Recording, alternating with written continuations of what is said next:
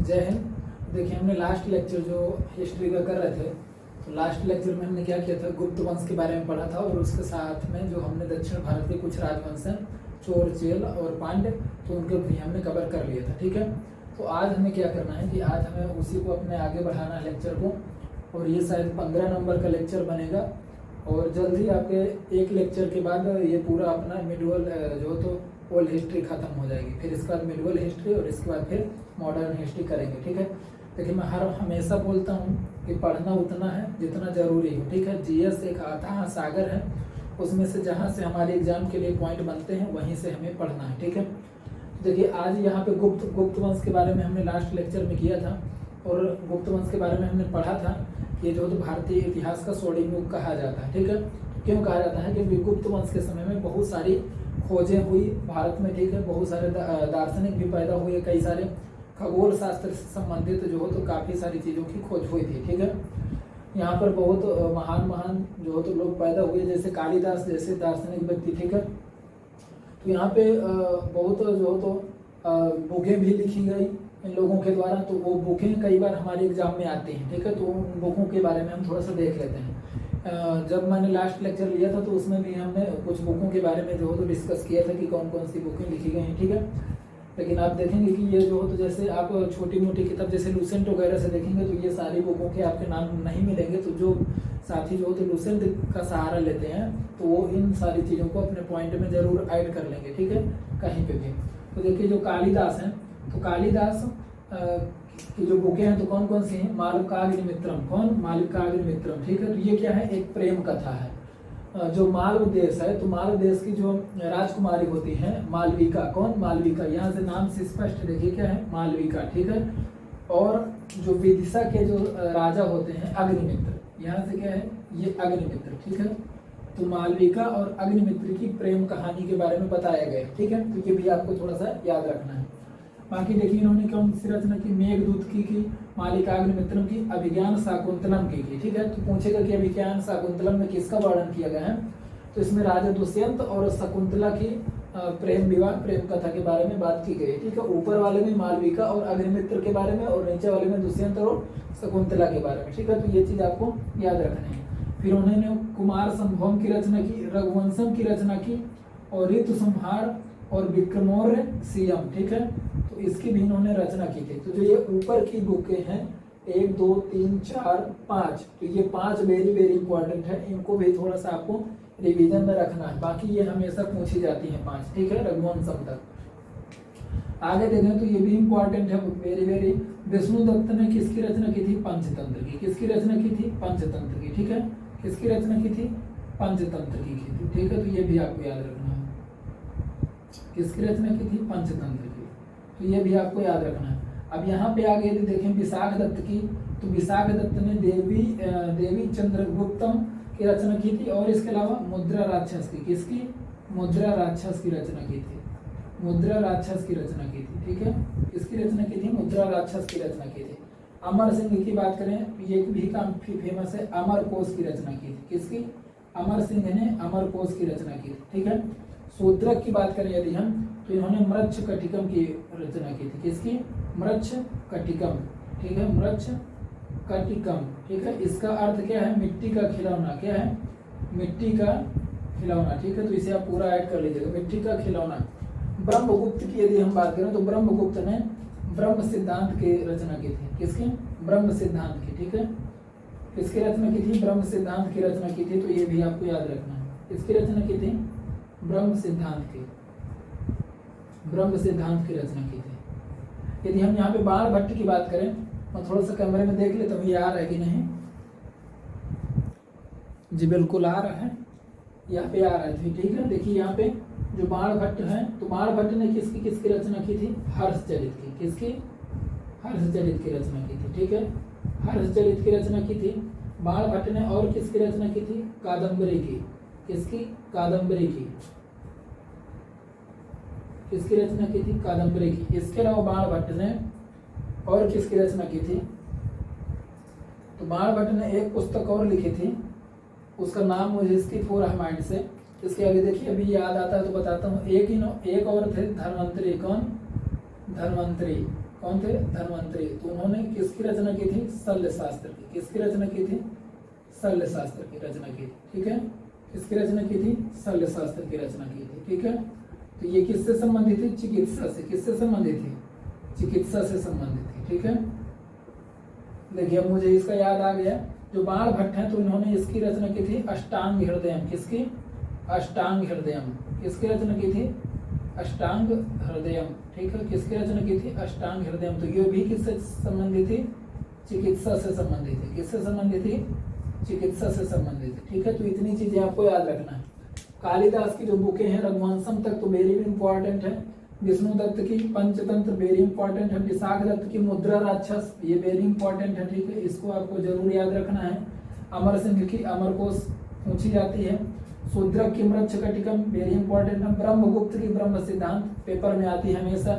बाण भट्ट की अष्टांग हृदयम और हर्षचरित कादम्बरी तीनों इंपॉर्टेंट है। ठीक है, धन्वंतरी की शल्य शास्त्र चिकित्सा से संबंधित है। कई बार यदि हमारे यहाँ पर ऐसा भी आ जाता है कि जो तो शल्य शास्त्र किससे संबंधित है? चिकित्सा से, या तो अष्टांग हृदयम किससे संबंधित है? चिकित्सा से। ठीक है, तो ये चीज आपको याद रखनी है। अब यहाँ पे जो हमारे गुप्त वंश में ये सारी रचनाएं होती हैं, इसके बाद हमें पढ़ना है वाकटक वंश। क्या पढ़ना है? वाकटक वंश पढ़ना है। तो वाकटक वंश में देखेंगे, इसमें कुछ से ज्यादा कुछ पॉइंट नहीं है, इसमें से 2-4 पॉइंट है, तो बस आपको याद रखना है। इसकी जैसे स्थापना किसने की थी? तो वाकटक वंश की विंध्य शक्ति ने। किसने की थी? विंध्य शक्ति ने इसकी स्थापना की थी। इस राजवंश की स्थापना किसने की थी? विंध्य शक्ति ने की थी। ठीक है, किसने की थी? विंध्य शक्ति ने। किसने की थी? विंध्य शक्ति ने। ठीक है, इसकी स्थापना किसने की थी? विंध्य शक्ति ने।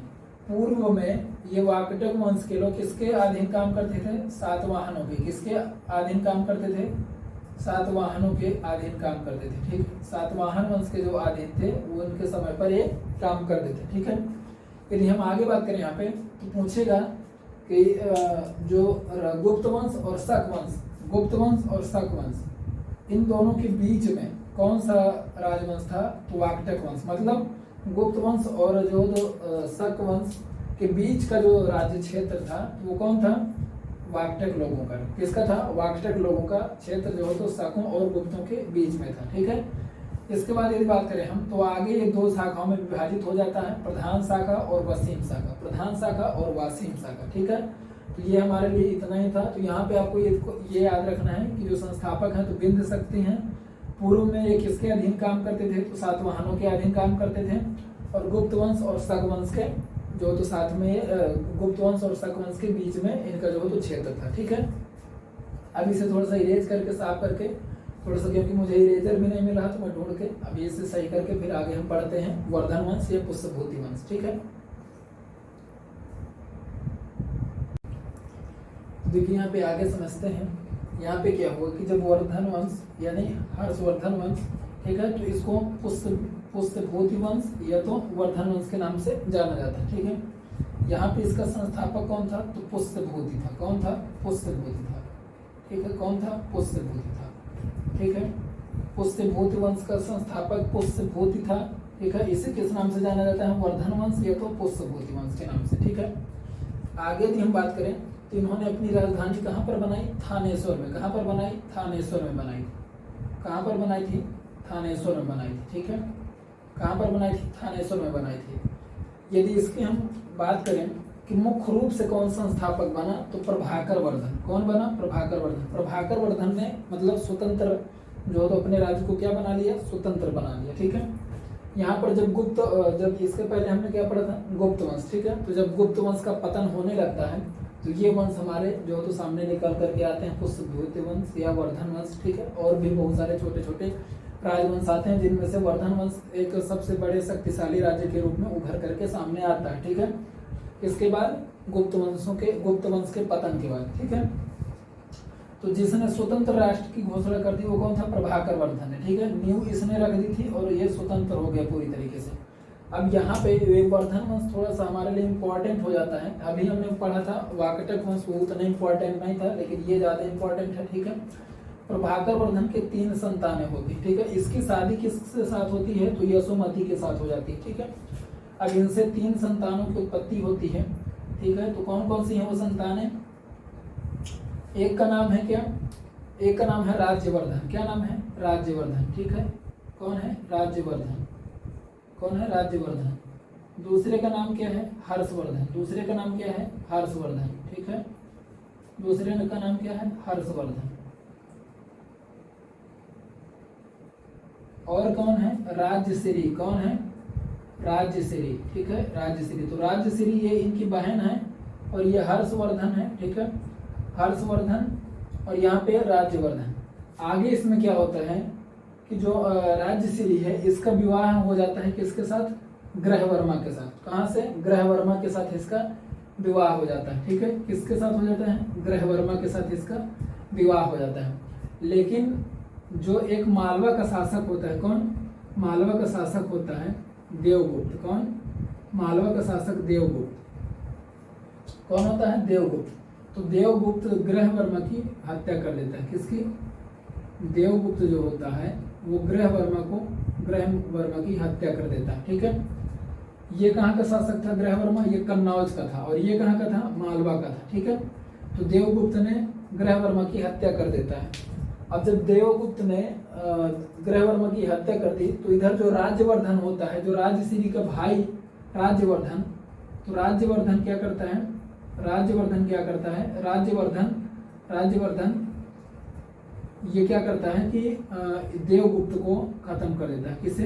देवगुप्त को ये खत्म कर देता है। किसे? देवगुप्त को ये खत्म कर देता है। कौन? राज्यवर्धन। अपनी बहन का पति की हत्या का बदला लेने के लिए, ठीक है। देवगुप्त को खत्म कर देता है। अब इधर से जो देवगुप्त का मित्र होता है उसका नाम होता है शशांक। क्या नाम होता है? शशांक नाम होता है। क्या नाम होता है? शशांक। और ये जो शशांक है ये शैव धर्म का अनुयायी है। किसका अनुयायी है? शैव धर्म का, ठीक है। तो शशांक अपने मित्र की मृत्यु का बदला लेने के लिए इसने राज्यवर्धन की हत्या कर दी। क्या कर दी? हत्या कर दी। ये एक तरीके से फिल्मी जो हो तो सीन चल रहा है, उसने इसे मारा, उसने इसे मारा, ठीक है। ये सब चल रहा है यहाँ पे। अब आगे क्या होता है कि जब राज्यवर्धन खत्म हो जाता है, ग्रहवर्मा खत्म हो जाता है, ठीक है। तो यहाँ पे हर्षवर्धन आता है। कौन? हर्षवर्धन, ठीक है। कौन आता है? हर्षवर्धन। कौन आता है? हर्षवर्धन, ठीक है। तो हर्षवर्धन किसे मार देता है? शशांक को मार देता है अपने भाई और अपने बहनोई का बदला लेने के लिए। इसको खत्म कर देता है, ठीक है। यहाँ तक ये कहानी मार काट में चलती है, ठीक है। अब आगे इसके बाद हर्षवर्धन जो है तो आगे अपने शासन को बढ़ाता है और इसके बाद फिर जो है तो अपना सुशासन व्यवस्थित करता है, ठीक है। तो इसके अलावा जो हर्षवर्धन की जो लड़ाई होती है वो किससे होती है? पुलकेशिन द्वितीय से। किससे? पुलकेशिन द्वितीय। इसे हम अभी आगे पढ़ेंगे। ये जो पुलकेशिन द्वितीय है ये दक्षिण भारत से संबंधित है और ये चालुक्य वंश का एक शासक होता है, ठीक है। चालुक्य वंश का सबसे महान शासकों में से पुलकेशिन द्वितीय है। तो इसके साथ हर्षवर्धन की लड़ाई होती है तो हर्षवर्धन यहाँ पे पराजित हो जाता है। क्या हो जाता है? पराजित हो जाता है। तो ये भी आपको याद रखना है। क्वेश्चन आएगा कि हर्षवर्धन को किसने पराजित किया? तो पुलकेशिन द्वितीय ने, ठीक है। तो ये चीज आपको यहाँ से याद रखनी है। अब यदि हम आगे बात करें यहाँ पे तो हर्षवर्धन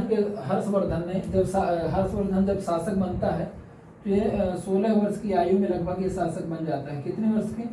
16 वर्ष की आयु में लगभग ये शासक बन जाता है और ये शिलादित्य या परम भट्टारक की उपाधि धारण करता है। क्या करता है? शिलादित्य या परम भट्टारक की उपाधि धारण करता है। ये चीज आपको याद रखना है। इसने शिलादित्य और परम भट्टारक की उपाधि धारण की थी। हर्षवर्धन के समय में हेन सांग जो चीनी यात्री था, कहाँ का यात्री था? चीनी यात्री था, ठीक है। तो ये आता है, ठीक है। ये क्वेश्चन आएगा कि हेन सांग किसके समय में आया था? तो हर्षवर्धन के समय में आया था, ठीक है। तो चीनी यात्री आता है, ठीक है। तो इसको आपको याद रखना है, हेन सांग। अभी इसके बारे में हम पढ़ेंगे आगे। और इसने जो हर्षवर्धन है तो ये अपनी राजधानी कहाँ बनाता है? कन्नौज को बनाता है। किसे बनाता है? कन्नौज को बनाता है। किसे बनाता है? कन्नौज को बनाता है। यहाँ पे आपने देखा है कि जो शशांक है कौन है? जो यहाँ पे ग्रहवर्मा। कौन है? ग्रहवर्मा। कौन? ग्रहवर्मा। ग्रहवर्मा कहाँ का शासक था? कन्नौज का, ठीक है। तो जब इसकी मृत्यु हो जाती है तो ये जो हर्ष है तो ये अपनी बहन के पास चला जाता है और यहाँ का शासन प्रशासन संभालने लगता है और ये कन्नौज का शासक होता है। तो फिर हर्ष ने जो तो क्या किया, जो तो कन्नौज को भी अपनी राजधानी बना लेता है, ठीक है। तो ये चीज भी आपको याद रखना। पूछेगा कि हर्षवर्धन ने अपनी राजधानी किसे बनाया, तो कन्नौज को बनाया। बाकी इनकी पुरानी राजधानी क्या थी, थानेश्वर थी, ठीक है, जो हरियाणा में है। तो ये चीज आपको यहाँ से याद रखनी है। आगे यदि हम यहाँ पे बात करें हेन सांग की, यहाँ से आप हेन सांग के बारे में कुछ पॉइंट नोट कर लीजिएगा कि ये लगभग 637 ईस्वी में आता है। कब आता है, 637 ईस्वी में आता है। और ये नालंदा जो तो विश्वविद्यालय में जाता है। कहाँ पर जाता है, नालंदा विश्वविद्यालय, जो कहाँ पर है, बिहार में, ठीक है ना।